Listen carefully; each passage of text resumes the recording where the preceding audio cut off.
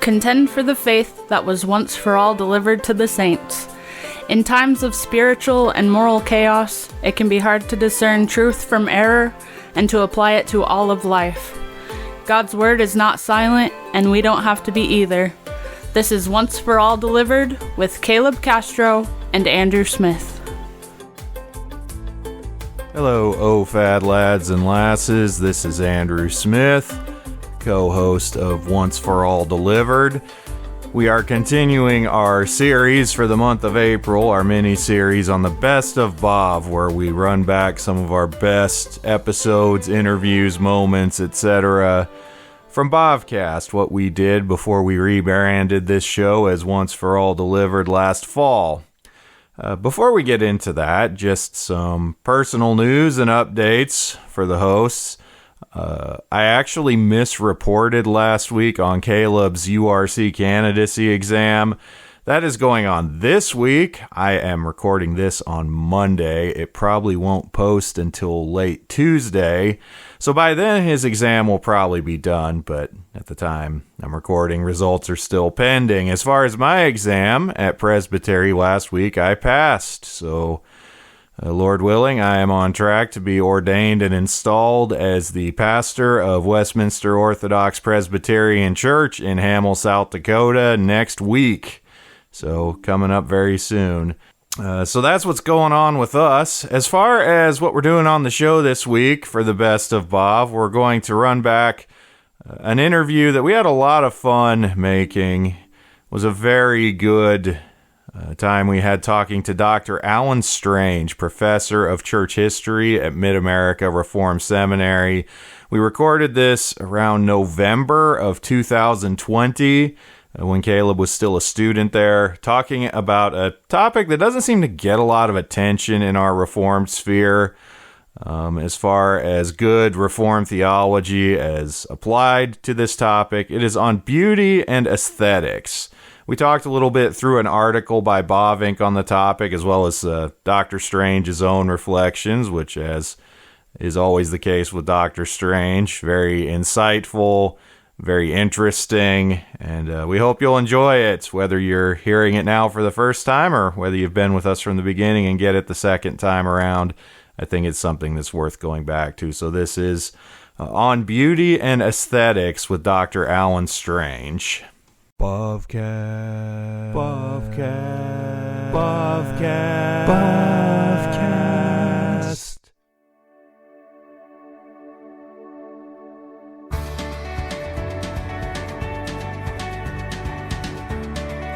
This is the Bobcast, a podcast exploring Reformed theology through the works of Herman Bovink. Welcome to another episode of Bobcast. We have a special guest here with us today. This is Dr. Alan Strange. Dr. Alan Strange, how are you? I'm very well. It's good to be with you. Yeah, it's good to have you here with us. Now, Dr. Strange is a professor here at Mid-America Reformed Seminary in Dyer, Indiana, where he teaches church history as well as apologetics, various other courses. You did your PhD through Wales, if I recall. That's right. Okay. Who did you do your dissertation on? I did my dissertation on Charles Hodge, his doctrine of the spirituality of the church, which I think is a better nuanced doctrine than that of some of the Southern brethren, and I think it has a lot of obvious relevance to our current times, which have some political interest, shall we say. We would love to be able to speak with you more on that in another episode at some point. That would be fun. It would be a lot of fun. Coming soon, Hodgecast. I also did my MDiv at Westminster, but the one out east. It's okay. We'll allow it. I hear you have a vicarious anointing from Van Til. Yes. Yeah. Yes, I do. I do indeed. Was it Van Til via Murray via Frame? Was it? Yes, well, that's right. John Frame, it's an interesting story how he ended up laying hands on me in my ordination, but he did so. He was among others. Dick Gaffin gave me the charge, and Sinclair Ferguson preached the sermon, so I had a pretty good lineup there. So you are a strong, well-known, and well-loved OPC man from in the midst of two URC students. So you'll well, forgive us. I love the URC. I feel very at home because, of course, I'm one of the co-editors along with Derek Vandermeulen of the Trinity Psalter Hymnal. Mm-hmm. So we worked together on that. So, and being here, I've worked a lot with the URC, preach in URC churches all the time. So I'm very committed to strengthening the ties between the OPC and the URC. I think they're pretty natural ties if you really look at the whole situation, particularly the historic Dutch influence on the OPC and the commitment to that. Mm-hmm. Yeah, Vos and Bavink, we love them. Just as we love Machen, Van Til, among others. We do.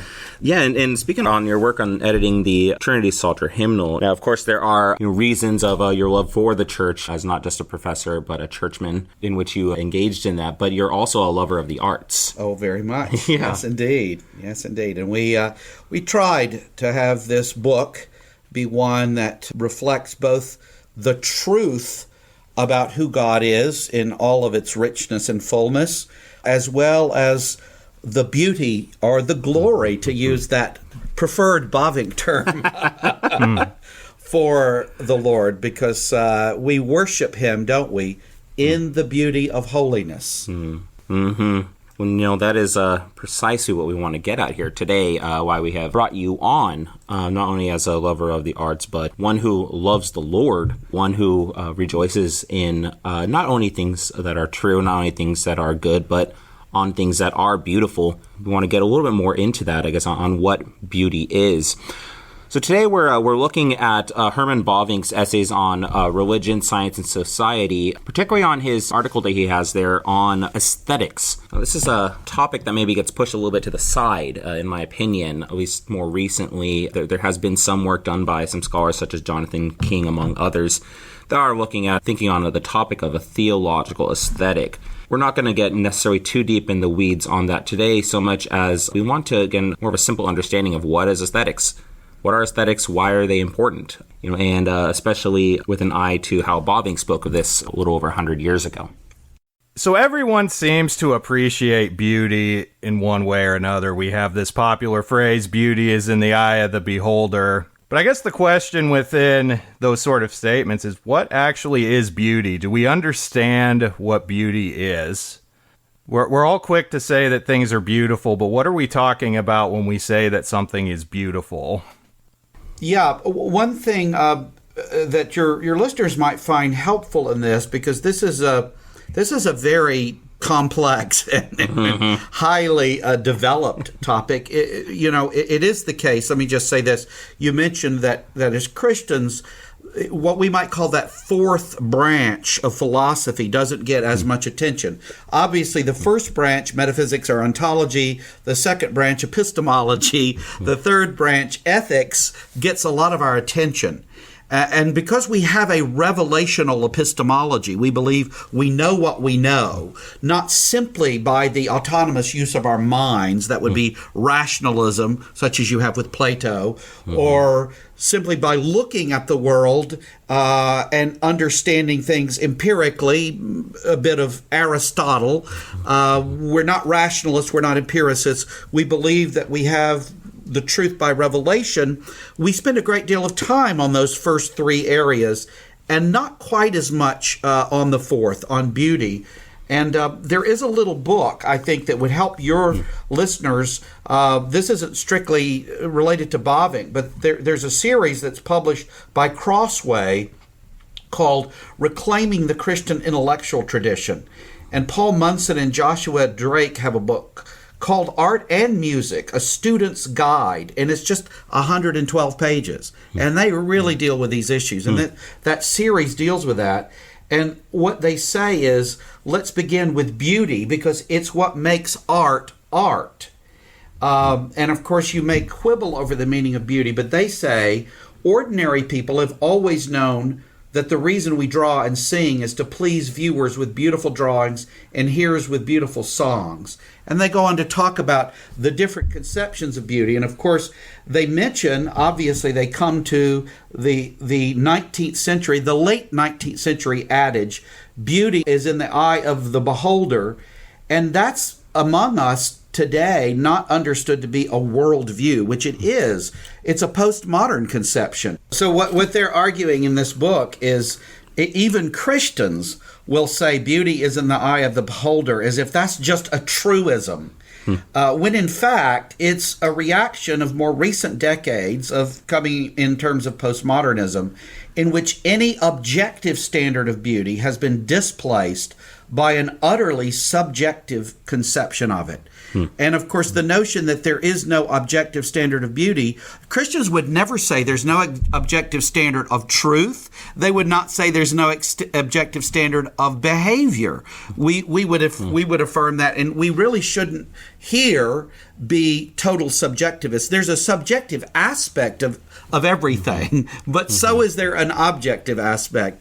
And of course, we would say God is our standard for this. Now, we're speaking on beauty here. We've used a little bit of some of the technical term of aesthetic. Right. Early in the essay from Bavinck, he goes and makes a reference to 18th century philosophers following Leibniz on the employment of the term aesthetic. And he essentially says that what was meant by this term is the observing of beauty, the harmony and completeness of an observed thing, or aesthetics as a theory of beauty, the art of thinking beautifully, or the art of taste. Would you find that an adequate definition of aesthetics, or is there something maybe more we should add to that? A theory of beauty, thinking beautifully? Bavinck, of course, is not saying what this should be. He's trying to describe a post-Enlightenment development of that, and I think that's pretty on the mark.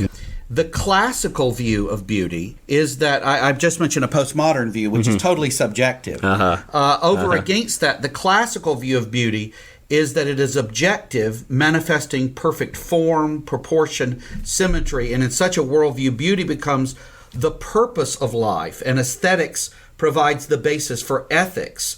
Now, we have a problem with that, and he has a problem with that. That goes to a kind of aestheticism.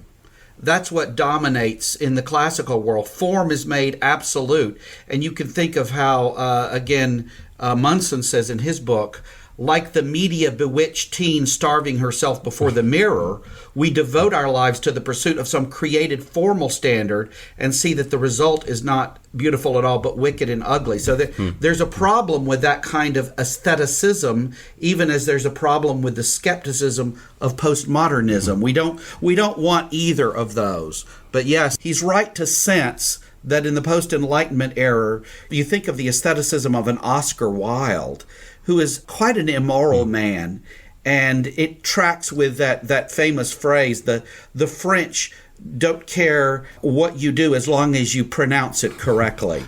See, that's a kind of aestheticism. We don't want that, on the one hand, that this kind of making a fetish of beauty. In the fashion world, you can see how that's done. On the other hand, you've seen in particularly postmodern art in which God is rejected and chaos is embraced. You've seen this chaotic expression that really is almost a glorification of the ugly. You have these extremes, and of course we're called back to a revelational biblical pattern of a proper balancing between the objective and the subjective. I think it's really interesting you bring that up, because if we look at, about the last century or so, there does seem to be a real shift in art and in creative expression towards the bizarre and perhaps even the deviant, where the idea with art is to press boundaries and to even make things deliberately that are disturbing to people. Yeah, shock value. Right. And, it's interesting, Andrew. Of course, I've noted this in my many, many trips to the museums, as I belong to museums, and trips to the orchestra and the opera. One of the things that I have noted with respect to, say, the orchestra is that we seem to get to a point in the 90s and the early aughts where so much new music, when there was a newly commissioned piece that was being played by the orchestra. I remember being with some good friends, and my wife and I, after it was over, the fellow from the other couple looked at me, and we had heard this music that was extraordinarily depressing and dark and confusing and chaotic, not beautiful at all. And he said, how are we supposed to respond to this? And I said, I think the only question remains is why we don't all go and throw ourselves off the Ben Franklin Bridge. This was in Philadelphia. We were listening to the Philadelphia Orchestra at that time. And it really was. It was a question of, what do you do after hearing that? There's certainly no sense of beauty. In fact, there was a revulsion. And I'll never forget at one of these concerts I was at once, we were in an area where there were a number of graduate music students sitting. And the composer, as is often the case when these new pieces are played, the composer was there. And when the conductor went off stage and came back for the first curtain call, the composer accompanied him. And there was very light applause. The audience didn't really care for it. And one of these music students sitting in our area yelled, if I may say this on your program, I hope I can, "It's crap." And then the audience started applauding that comment. I've never quite seen anything like it. It was embarrassing for the composer. But I mean, it was really a difficult piece to have to sit through. So yeah, we've gone from, in the classical world, having a kind of fetish and making an idol out of our particular definition of beauty, to a kind of embracing of this. But what I've noticed here at the symphony is in the recent decade or decade or two, there's been kind of a turn from that. It seems like they reached the bottom of that. And I've noted in the last decade especially, a lot of the newer composed music, it has a recognizable melody and the harmony that accompanies it in the strings, in the winds, in the brass, actually has some beauty in it. So it's an interesting thing. You wonder if some ways we've bottomed out on that and people start saying, wait a minute.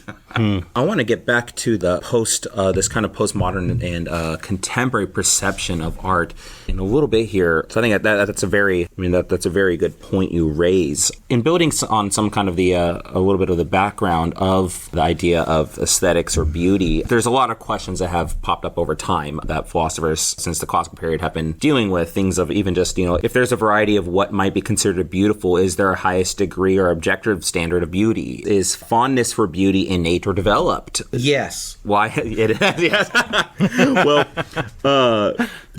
in that same way where we say yes, why would this then even be an important topic for Christians? Why bother with a theological aesthetic?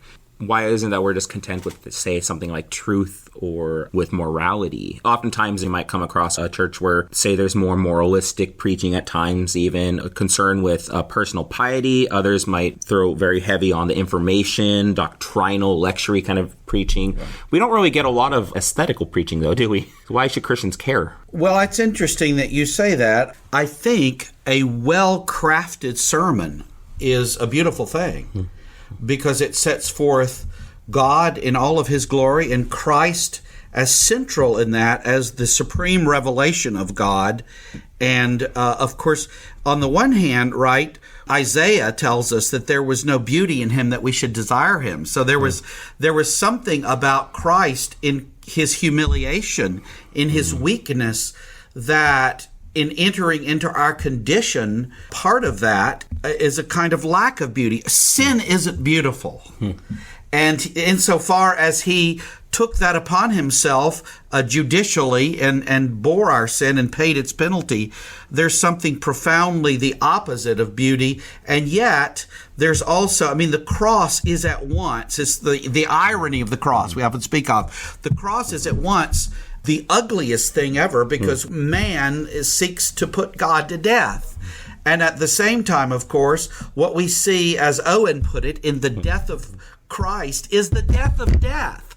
So the very same act, might you say, reflect on the one sense, our part of it, our putting him to death is the ultimate anti-beauty. And yet his taking the wrath of God for us for our sins is the ultimate beauty. So it really is, we have a revelational epistemology, and so all of our understanding of beauty is revelational, either in terms of Scripture, but mostly, more broadly, in terms of general revelation. And the reason, when you asked sort of the nature-nurture question, we're created in the image of God. And so we have both an understanding of beauty, we have an intimate relationship, we have a capacity for it, we have a taste for it, but insofar as we're sinful, that's perverted it in various ways. And people, as they move away, as people are on the fuller expression of their sinfulness, that's where you can get the production of art. Art, which is a field which is dedicated to the expression of beauty, and you get anti-beauty in it. And it's an expression of our sin. And I don't mean by that it's just that, Bach and Mozart and Beethoven are beautiful. There's all kind of contemporary music that's beautiful. I don't just mean that classical art is beautiful. There's all kind of contemporary art that's beautiful. So it isn't just a particular style, but it's within the genre. It's if you're playing whatever genre you're playing, take jazz or take any number, take various expressions of rock. I mean, you can say within this, you can see, and beauty is in a sense following the rules. That has something to do with it. What rules? Well, the rules that are there in general revelation. I mean, the Pythagorean common, how you tune a piano. I mean, this is part of general revelation. What harmonizes is part of general revelation. Now, it's fine to use disharmony for particular purposes, but a piece of unending disharmony is unkind to the ears, is not pleasant to hear. You need a right mixture. But I mean, you find disharmonies, you find interesting kinds of syncopation in Mozart, just to take him as an example.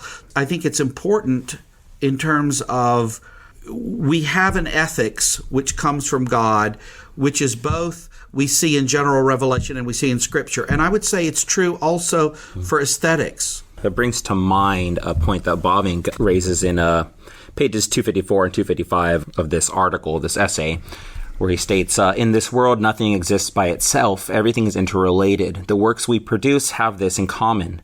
They are the revelation of our ability, and to that extent are all art. And he goes on to say, beauty always awakens in us images, moods, and affections that otherwise would have remained dormant and not even known to us.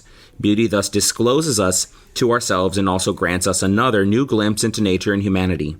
It deepens, broadens, enriches our inner life, and it lifts us for a moment above the dreary, sinful, sad reality. Beauty also brings cleansing, liberation, revival to our burdened and dejected hearts. So he's very much pinpointing what you're saying there, I believe. And that, I mean, essentially that there is a spiritual perception when it comes down to it in art. You mentioned contemporary artists. This maybe brings a pressing question for us and our listeners. Is listening to Lady Gaga then in regarding her music as art a spiritual perception? Well, I have to admit I'm not really informed there, but I'm not one who just makes pronouncements. I'll say this: I was speaking to some people. I've learned my lessons about this because I was speaking to some people, and I don't know where your listeners are on this, and different people. People might be surprised to hear me say this, but I was speaking some years earlier, and I just said something customarily dismissive of rap. And almost as a genre, saying it's not really music. Well, it isn't music in every sense of the common structure of melody and harmony. And I got challenged by some people, and I've done a little study since, and I understand how it is a proper art form, and I understand how there is good in there. I was even able to recognize and to say, this person, in terms of the particular form, is a good rapper over against this person who's not such a good rapper. So, I mean, I do believe that within contemporary rock music, you can speak about better and less, but I'm simply not qualified to speak about Lady Gaga. I'm sorry. I don't. Well, let's twist the question then a little bit. This is a question that Bob Inc. puts for us on page 256, related, not about Lady Gaga or rap, but he asks, is it only the form that counts so that the artist is totally free in his choice of material and may display the most intimate and scandalous as long as it is done in a beautiful manner? Or is beauty essentially bound to content as well as to truth and goodness? And even if it were possible, is it really permissible to break this triad? What he's getting at then is where he asks, is Satan beautiful if he appears as an angel of light? No, I think that's an excellent question, and I think it's one of the mistakes of a certain classical approach, or what I called earlier, the aestheticism that you get in an Oscar Wilde, that as long as something is done with style, with class, with a certain sort of savoir-faire, to use a French word, right, that it's all right. And we would reject that. No, we would say that there is, in fact, an intimate connection, and that which is beautiful must in some sense be true. Let me illustrate it this way. I wrote an article a couple of years ago on Bach and Wagner. I was asked to review books on Johann Sebastian Bach, who not only is one of the inarguably greatest composers of all times, but was a Christian and wrote his music from that viewpoint. He would write Ad Maiorem Dei Gloriam, to the greater glory of God. All throughout the actual manuscripts, you will see difficult places. You will have I, a little I, which is Juve Jesu, help me, Jesus. He's writing there. And so he was explicitly writing in this way, and we can see how his music gives glory to God. Richard Wagner was an anti-Semite, was personally a very miserable sort of individual. But he wrote rather remarkable music. And I say this about that. One does find in Wagner's music not a positive treatment of the gospel, but an aching ode to its absence. In spite of himself, Wagner tells the truth in his music. So it's beautiful, but he tells the truth in spite of himself. Particularly, I'm thinking of his Ring of the Nibelung, and I say all that is transcendently there and that the drama cannot bear points to something else, something besides and beyond itself, testifying that all great art tells the truth, either explicitly, as in Bach, or in spite of itself, as in Wagner. And I say this in listening just now to a superb performance of the immolation scene at the end of The Ring, the 4 operas. This is at the end of the whole thing. I am struck afresh with how full of promise never realized, of something reached far yet never touched, this music is. The wistfulness of the theme and the high strings, joined by the woodwinds then brass, is heartbreaking. It cannot deliver what it promises, but then neither can anything in this world. Only our great God can deliver here and supremely in the world to come. So there can be things in this world that you think of movies, you think of books that have as their theme some version of the greatest story ever told, which is that the world is a mess and needs redeeming. And we could look at great works of art after great works of art. And so, there's a part of them, in terms of the antithesis, we know that unbelief is opposed to God and doesn't speak his truth in that sense. But because of common grace, right, we know that in spite of itself, it will often testify in remarkable ways to the truth. And so much of art testifies to our fallen condition and our need for redemption. Now, what's looked to for redemption isn't truly redeeming. Only Jesus Christ is. But it shows you, Lewis talks a lot about how longing gets expressed in art and how longing sort of points us to the ultimate one who alone can fill our longing. And this is, I think, why, and I'm sympathetic to this, why Edwards takes up the theme of beauty so much in his work as a Protestant theologian in the 18th century. And I think this is recognized in some of the work on Bavinck. For Edwards, in both, say, his work on the Trinity, or particularly in his Nature of True Virtue, he develops this theme because for Edwards, what's primary is not the intellect as it would be for some, or the will as it would be for some others, but the affections.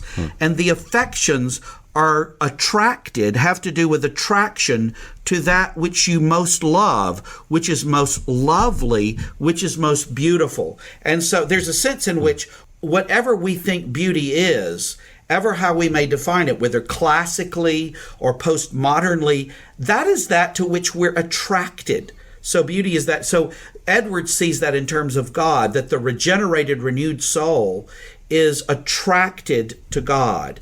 And there's different ways you can criticize Edwards on that, but I think that's an interesting aspect of that use of beauty. And I think it's not brought out and developed as much in Bavinck, but I think that's also there, that, part of beauty is over just against the intellect or the will, is the magnetism, if you will. Beauty draws you to itself. I remember as a young man when I was going through the change, and before, whatever, girls are kind of, and then I remember I was with some of my brothers, literal brothers, and I had just gone through this, and we were out somewhere, and a strikingly beautiful woman walked by, and they were quite all bemused by my reaction, because before that, it didn't attract me as much, and they could see that they said, well, we can see what Alan's looking at. And obviously, we talk about the sinful aspect of that. But there's an aspect of that simply has to do with beauty, and your eyes are open and you're being attracted to something. And beauty always involves that attraction, the music you like. Why do you keep returning to it? There are books that we may read for information. There are books that we read for different purposes. But books that really, in a sense, are beautiful, are works of art, are music. We return to it again and again. The music we like, and when I go to the art museum in the city, the Chicago museum, there are always certain rooms I go into and I look at certain paintings, and you might say, well, you've seen those paintings, but I want to see them again. And it's the same. Your favorite movies, you don't watch them once and never again. What Bavinck proposes then in this article, he talks about created beauty and art as an analogy for the glory of God. I guess the question this might raise, first of all, what does beauty share in common with the glory of God? How do we see the glory of God reflected in beauty? And what does this have to do maybe with other elements of Bavinck's theology? And then to add on with that, I think especially when we think of, you made some statements a little bit ago on the cross, right? In the beauty of that and the anti-beauty of that. Perhaps maybe a little bit of an elaboration. And then other things in the world, how we can analogously see the Lord's glory. To put that article, the Bavinck article, in context of his theology, of course, in the second volume of the Reformed Dogmatics, he speaks about, from pages 252 to 55, I have this in the English here. I'll get my other brethren in here who would only cite it in the Dutch, but I'm working from the English. He has that section in terms of God's communicable attributes, right, and the glory of God. God's glory is communicable. It's not an incommunicable attribute. In other words, it's not an attribute that marks him as God in such a way that we have no share in it, as we would speak of that in terms of the infinity of God or the eternity of God, the aseity of God, those things that really mark him as God. No, this is something that we as creatures have a share in, but of course, it's a different kind. It's not just a different degree, you might say. And he notes the words there, kavod in the Hebrew and doxa in the Greek. He's comfortable with those words especially. They're very revelational. This is part of his revelational epistemology. We know what we know because God has revealed it in nature and in Scripture. Here he's talking about Scripture. And we're created in that image, and thus we too reflect that. We reflect that throughout the whole part of our being. And so glory, I would say this to note. Glory is something that is broader than beauty. Glory has something about it, of course, because we know what the word in Hebrew, there's that Latin word that comes from that we use for the kavod has about it a certain weightiness, right? And we use the word in Latin gravitas. We might say that a person lacks gravitas. So I would say that goes beyond the ordinary conception of just beauty. There's something more to glory than beauty, but beauty is certainly part of glory. I think he's right to locate it in the way that he does as part of glory because it keeps it from becoming untethered to truth to goodness.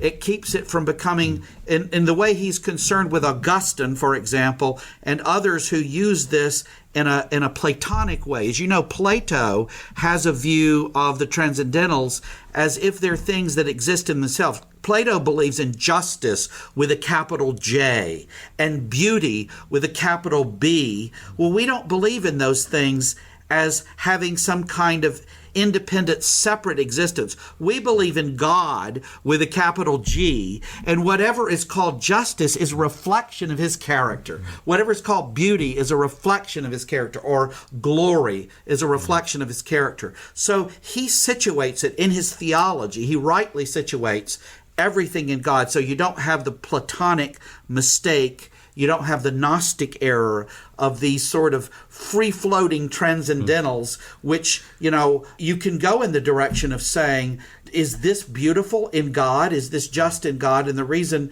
he's the standard of beauty. He's the standard of justice. He doesn't conform to some external standard. All the standards are a reflection of who he is. And Bavinck's theology makes that manifestly clear. I think that's a really interesting reflection because, I know for myself when I'm looking at, literature, looking at even things like film and television and that kind of stuff, usually the things that are good are the things that somehow reflect to us something about God's attributes. Like, for instance, his justice. I mean, most artistic expression that's telling some kind of story, usually we like the ones where the bad guys get what's coming to them and the good guys win. That reflection of justice, that reflection of truth, that reflection of integrity. I think one of the sad things of our age is that a lot of art, a lot of expression is distorting that and trying to push back against or push away from that.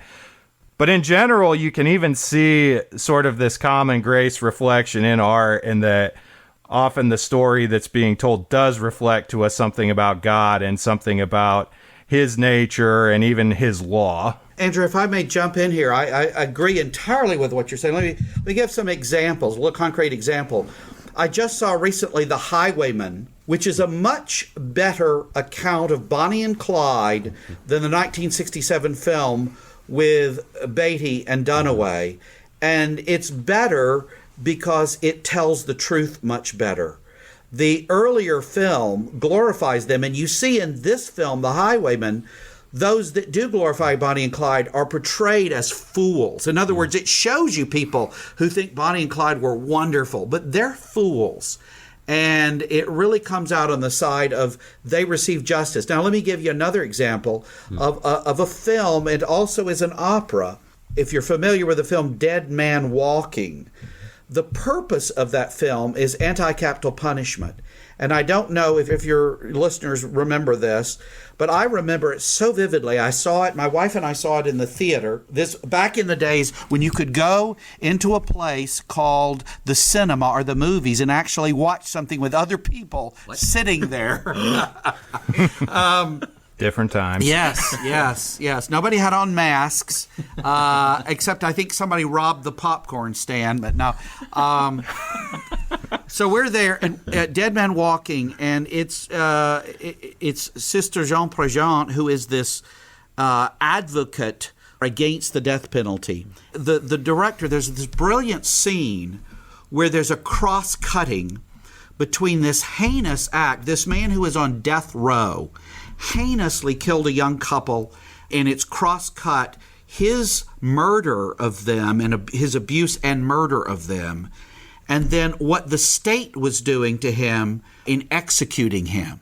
And the idea of the filmmaker was clearly, and I read literature about it, was to portray that what he did to these innocent victims was the same as what the state was doing to him as a guilty. But let me tell you something. It did not communicate that. You saw what he did to these people that was a horrible crime and sin, and the state was treating him with every consideration. He had clerical presence there. He had support. There was dignity in his death. In other words, the state was clearly carrying out justice whereas what he did was a heinous, unaccountable crime to these people who had done nothing to him. It actually showed the justice of what he was getting. I mean, to me, it did. And so I rejoiced. I said, here is as clear of instance as I've seen of God bringing forth a different truth. But God delights to do that. I mentioned the irony of the cross. Think about when the high priest stands there and says contemptuously to the rest of the religious leaders, you know nothing at all. It is better that one man die than that the whole nation die. And the text tells us itself that he's not saying this with any good intention. He's saying it with all his evil and all his hatred and all his maliciousness. And yet God has a greater and higher and better purpose in it. God means by it that this death of our Lord Jesus Christ is for his people, the nation. Of course, that was the visible church then. It's for the visible church which now exists worldwide. So again, you tie that in with the cross. At the one point, you see they meant it for evil, but God meant it for good. And so much of this, I mean, I saw that in that film, how that it's testifying, seeking to testify against the death penalty, when in fact it ended up, in my view, testifying for it. It showed the justice of it. And that's sort of what you, I think, were saying, Andrew, about how you can see justice, but you can see it even in spite of the intention of the artist at times. You can see something. That's God's common grace, because I think common grace means that sin is restrained in the unbeliever so that he actually can testify to things in God's world that he wouldn't otherwise testify to, even as the antithesis means that remaining sin is in the believer, so that we're not as good as our profession is, and they're not as bad as their profession is, their denial of God. God ameliorates that, because if you take to its extreme the unbelieving view, that's hell. That's hell. And God is gracious. Hell on earth is not what we have. This is the best unbelievers will ever have it. That's a sobering thought. Unbelievers will never have it any better than it is here. Where they go afterwards, I'm talking about people who remain in unbelief, it's going to be obviously worse. And this is the worst believers ever have it. I mean, that's just a great point to remember, even as you're counseling people. Not to make light of what they're going through. No. But to encourage them that whatever they're going through, at its depth, the next world is much, much better, incomparably so. And of course, beauty, wow, that's also whatever we perceive of it here. I wanted to mention this about the next world, because now if we were to enter the next world, Paul talks about being caught up to the third heaven. We don't know what this all means, and of course it's also before the coming of Christ and the renewal of all things. But if we were to be somehow taken in our present state into the next world, that is to say, we in our regenerated but unglorified states were to be taken into the next world, I don't think we could even see or make sense of what we see. We need to be glorified. We need to be brought to perfection in our redemption. We need to be glorified so that in a new world, we will have the eyes to see what really is there. I don't think we have the full eyes to see even what's here. I think here we get glimpses of even the beauty that in a world that is not fully renewed and that will not be what it will be in the next world. I think beauty is something that is always a call to heaven. It should be a taste for heaven and a taste for what's to come. The descriptions, I think you need to say in Revelation, we understand we're not coming from a school, so to speak. We're not coming from a method of interpretation that says, let's take this in the most literal of ways. And so people say, well, what does this description of these 12 stones mean, these precious gems? What's that all about? Clearly, it's about beauty. It's about beauty. So whatever it actually appears to be, when we get there, what it's like, what we've been told is it is beautiful beyond real description. It's metaphorically described. It's hinted at. It's hinted at. God's telling us it's going to be so lovely. This is the way I describe it to you now. But the reality is never less than the description. It's more than a description. Well, I want to hit 2 points on that real fast as we move towards the end here. For one thing, as you're saying, I believe Bob Inc. makes note in chapter 1 of Wonderful Works of God that aesthetics and art essentially has something of a function of idealizing a world to come, whether we know it or not. We are portraying or imagining some form of an ideal world. Well, he makes note here in this essay on aesthetics and regarding general revelation. The Lord's name is precious in the whole earth, and while he did not leave us without a witness, he also fills our hearts with happiness when we observe that glory. When observing and enjoying true beauty, it is not man who bestows his affections and moods on the observed object, but it is God's glory that meets and enlightens us in our perceptive spirits through the works of nature and art. Humanity and the world are related because they are both related to God. The same reason, the same spirit, the same order lives by both. By God's grace, beauty is observed, felt, and translated by artists. It is prophecy and guarantee that this world is not destined for ruin, but for glory. And he goes on and making the distinction, however, that he's not equating God with art or art with God. He's saying art cannot replace worship, nor can the theater replace the church, nor can Lessing's Nathan replace the Bible. Beauty can prophesy about the promised land and can give us a glimpse from a distance as from Mount Nebo. But it is only religion, reconciliation, and peace with God that ushers us into the Canaan of peace. Right. And I believe this is very much in line with what you yourself have been saying here. Now, there are various camps and some in Christian circles who might look to renew, transform aspects of the earth, to redeem various areas of the earth. That's not what Bob Inc. is saying here, though. These sort of camps might at times cite those such as Kuyper or Bob Inc. I mean, that's not what he's saying. No, that's not what he's saying. What is then the function of art when it comes down to it? How do Christians carry art or conceive of art in the various areas of life? I think that, let me just say, to kind of put a fine point on what I was saying earlier and tie it in here, anti-beauty, we've talked about anti-beauty. That's what you see, particularly in the 20th century and coming into the 21st. We saw in art, music, we'll just take that, but you could go across the board, literature, art broadly conceived. We saw a lot of what Andrew particularly was talking about as things produced to make us uncomfortable, to make us, not beauty, but anti-beauty. That points towards hell. Mm-hmm. That points towards hell. That's the ultimate end and the logical conclusion, you might say, of such. Even as all great art, that which manifests beauty, and there is a certain sense of we know beauty when we see it. I don't want to say there's no in the eye of the beholder, but we know it when we see it because we're made in the image of God. And when we're rightly operating as renewed people, particularly in his image, or even as those by common grace, we know that this is beautiful sound. We know this is beautiful sight.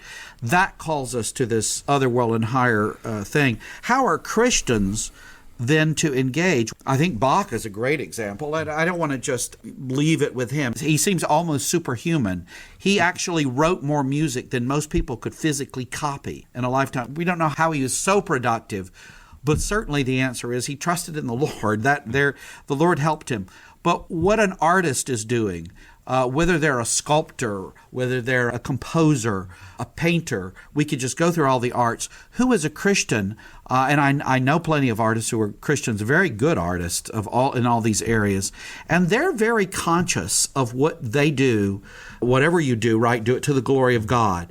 They're conscious of doing it to the glory of God, and they're seeking to bring every thought captive to the obedience of Christ. There's a great consciousness that what they do is not with eye service as men pleasers, but serving the Lord. So that this is something that they're making that will be viewed by their fellow man and they want to be enjoyed. But it's being made as a kind of a sacrifice of praise to God. Because all of our work should be seen as a kind of sacrifice of praise to God, praise and thanksgiving to God. And obviously then it's gonna benefit others when we do what we do for his glory. Now the thing is, when people produce or perform in accordance with the gifts God has given them, even if they're not seeking to glorify God, maybe they seek not to, but yet it still does, because once I was listening to Luciano Pavarotti, and someone came into the room and they said, "Is he a Christian?" And I said, "Well, he's leaving his wife. He's in an affair with his secretary, and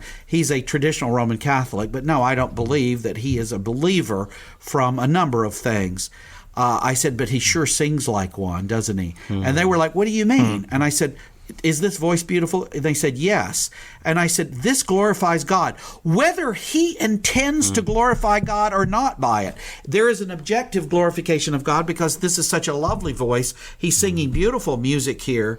And I just think that's a powerful thing. It ultimately can't detract from God's glory, even if the producers are seeking to do so. Like I said in that film, where they're arguing one thing and it comes out to me as a believer arguing something very different, standing on its head what they're trying to argue.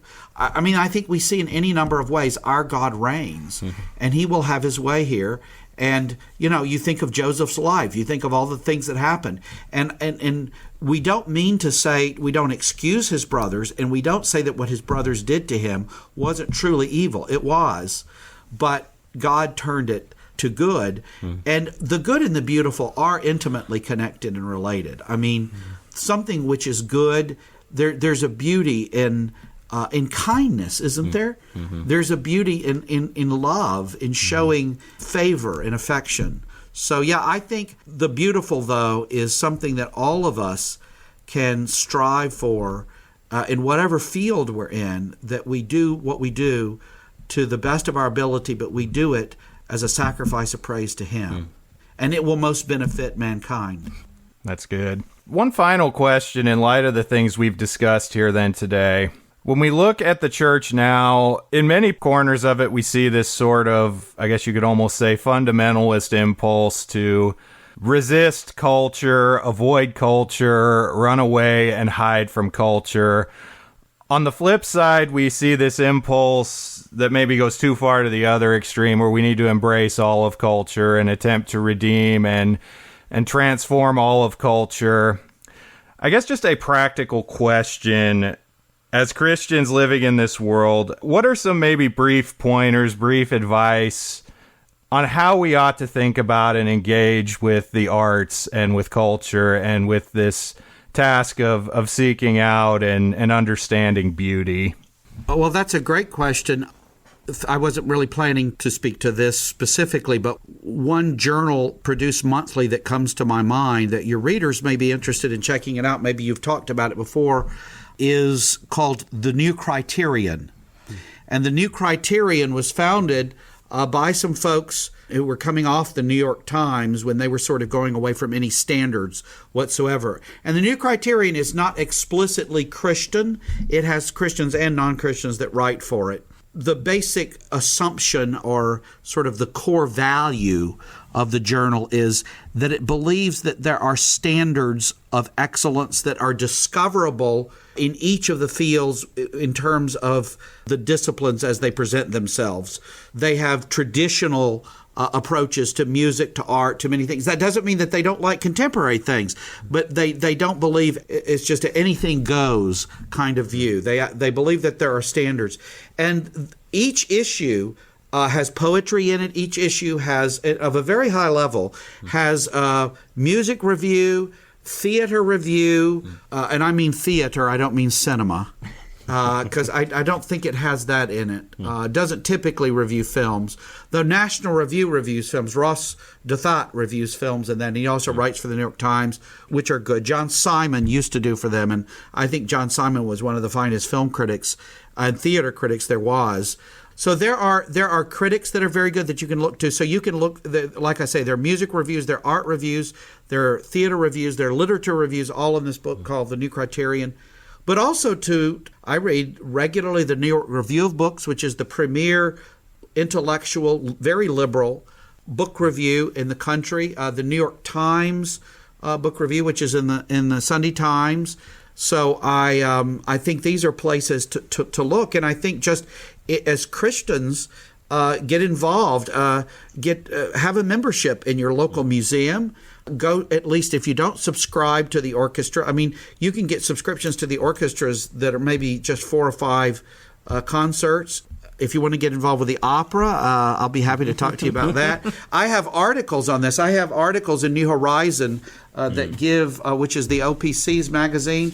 I mentioned that I was quoting from that Bach Wagner. I have an article back in March 2015 of the New Horizons called The Opera and Orchestral Music, which is an introduction to it all. Sort of like, where do I get started in orchestral music? It's just such a huge maze. And I basically advise you, I give you a path through this kind of introduction to the orchestra and introduction to the opera. New Horizons, magazine of the OPC, March 2015. We want to thank you for coming on, Dr. Strange. My pleasure. Just, do you have any final words? Is there anything you're working on? Anything you'd like to tell our listeners where they can find more about you, or any projects you might be working on? Well, none of my projects have directly to do with aesthetics. I'm writing in Ordained Servant, which is the OPC online journal for office bearers. I'm writing a commentary. It's being serialized on our Form of Government and Book of Discipline. It's a bit fuller than the URC may be accustomed to. So, I mean, you might think that's not a long work. Oh, no, there's a lot more there to talk about. So it's 50 pages. And I'm also preaching through and using the larger catechism, the Westminster Larger Catechism, and I plan to publish that. There's just not a lot published. Sermons on that. Trying to get the Presbyterians to do some catechetical preaching, so which I think is very valuable for teaching doctrine. Again, if people assume, I tell the fellows, I say, you know, all these things you assume that people know, you need to talk to your people. Go in their homes and talk to them. And don't think you don't need to teach them. You do. And it's not that they're not extraordinarily capable people, and some people are going to know a lot. But people that you think would know won't necessarily know.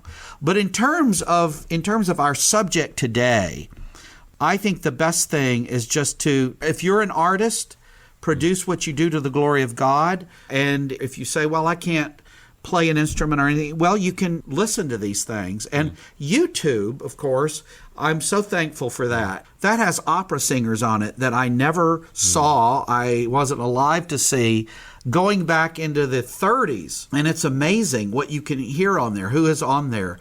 So we have more available than we've ever had. I mean, this stuff is all at your fingertips.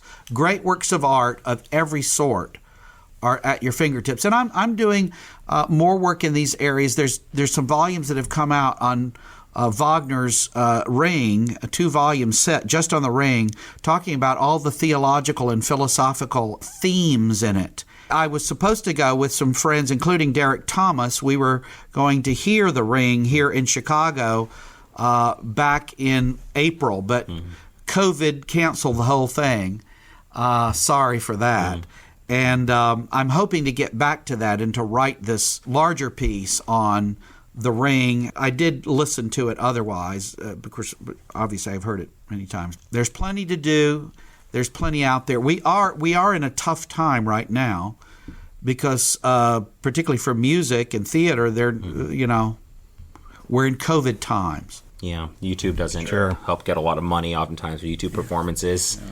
Well, we really appreciate you coming on. You know, you are a wealth of knowledge, a great resource, and a servant of the church in these ways, and especially in this topic of aesthetics, right? I just feel it's something we really need to look very much at in the Reformed perspective. Well, and in aesthetics, I'll just say this to close. I do not fancy myself. I mean, I've done formal work in epistemology, for example. I've done very little formal work in aesthetics. Most of my aesthetics is just, it's in the application. It's loving the objects of this art and pursuing that. You can make aesthetics a study, or you can just enjoy the art, and that's what I do. I think that's a strong start for where we should really all begin in the study, a love for it. And now we time warp back to 2023. So that was the best of Bob on beauty and aesthetics with Dr. Alan Strange, professor of church history at Mid-America Reformed Seminary. We thank you for listening. If you like what you've heard, you can, of course, subscribe. onceforalldelivered.com. You can subscribe to our Substack, support the show. Follow us on social media at OFAD Podcast. We're on Facebook, Twitter, Instagram under that handle. If you have any questions, comments, as usual, you can send it through those channels. You can email us, ofadpodcast@gmail.com. You know, all the usual post-show disclaimer stuff we put here. Appreciate you taking the time to listen. I hope you're enjoying the best of Bob. We'll be back in the month of May with some new content, and in the meanwhile, we'll have a couple more of these over the next couple of weeks. In fact, I think we have one. If it's works out okay, we'll have some previously unreleased Bobcast content. So still something new before we get to May and back to our regularly scheduled programming. Anyway, thanks for joining us, and pithy sign-off phrase. Thank you for listening to this episode. For the latest news and updates, visit our Substack at onceforalldelivered.com, where you can also support our work with a paid subscription. You can also follow us on social media at OFAD Podcast. If you like what you have heard, leave a 5-star review where you get your podcasts, and spread the word about the show. Once for All Delivered is hosted by Andrew Smith and Caleb Castro, and produced by Andrew and Heidi Smith. A special thank you to our founding members, Eric and Kathy Hepker. We hope you will join us again next time on Once for All Delivered.